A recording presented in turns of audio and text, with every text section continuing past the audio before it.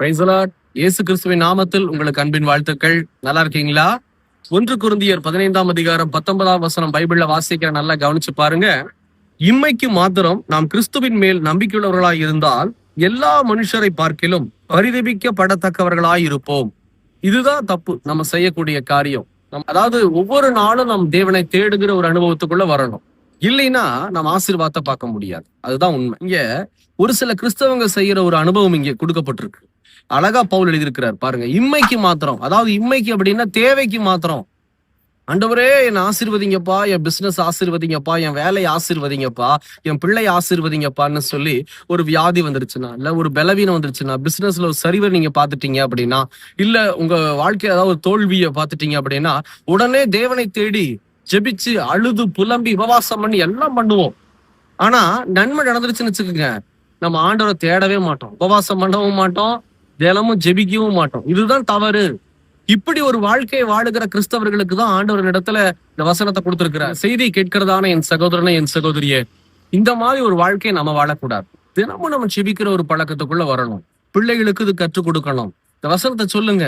நீ தேவைக்காக ஜெபிச்சின்னா கர்த்தர் உன்னை ஆசீர்வதிக்க மாட்டார். தெளிவா போட்டிருக்கு, ஆசீர்வதிக்க மாட்டார்னு கூட இல்ல, எல்லா மனுஷரை பார்க்கிலும் நம்ம பரிதபிக்கப்பட்டு போயிருவோமா.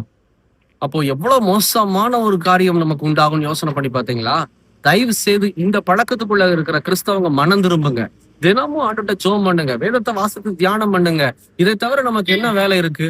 பெரிய பெரிய காரியத்தை ஆண்டவர் செய்ய சொல்லலையே, நம்மளை வருத்திக்க சொல்லி ஆண்டவர் கேட்கலையே. ரத்தத்தை கொடு, நிலத்தை கொடு, இவ்வளவு காணிக்கை கொடு அப்படி கேட்கலையே. என்ன கேட்கிறாரு? தினந்தோறும் ஜெபம் பண்ணு, வேதத்தை வாசி, தியானம் பண்ணு. ஆனா இததான் நம்மளால செய்ய முடியல. பிசாசு நம்மள செய்ய விட மாட்டேன்றான். அதுக்கு நமக்கு தேவை ஒன்னே ஒண்ணுதான். ஆண்டவரே எனக்கு கிருபையை தாங்க, தினமும் நான் உம்மை தேடணும். இந்த ஜெபத்தை நீங்க செய்து பாருங்க. பிள்ளைகளுக்கு இது கற்றுக் கொடுத்து பாருங்க. நீங்க முழங்காலில் நின்று பாருங்க. கர்த்தர் உங்களுடைய எல்லா காரியங்களிலும் ஆசீர்வதித்து பாதுகாத்து, யோபுவை போல, ஒரு தாவீதை போல, மோசேயை போல, இங்க இருக்கிற பரிசுத்தவான்களை போல உங்களை என்னை ஆசீர்வதிக்க அவர் வல்லமையுள்ளவராயிருக்கிறார். செபிக்கலாமா? கண்களை மூடி. எங்களை நேசிக்கிற நல்ல ஆண்டவரே, உமக்கு ஸ்தோத்திரம். தகப்பனே, இந்த நாளில கூட நாங்க கற்றுக்கொண்ட ஒரு காரியம், இம்மைக்கு உண்மை நாங்க தேடுகிற அனுபவம் எங்களுக்கு வேணாம்ப்பா. தினந்தோறும் நாங்க செபிக்கணும், உண்மை தேடணும், உம்மிடத்துல ஆசீர்வாதத்தையும் பாதுகாப்பையும் வாங்கணும். கர்த்தர் எங்களுக்கு அந்த கிருபையை தாரும். இயேசுவின் நாமத்தில் பிதாவே, ஆமேன், ஆமேன். தொடர்ந்து ஜெபம் பண்ணுங்க. கர்த்தர் உங்களை ஆசீர்வதிப்பாராக. God bless you.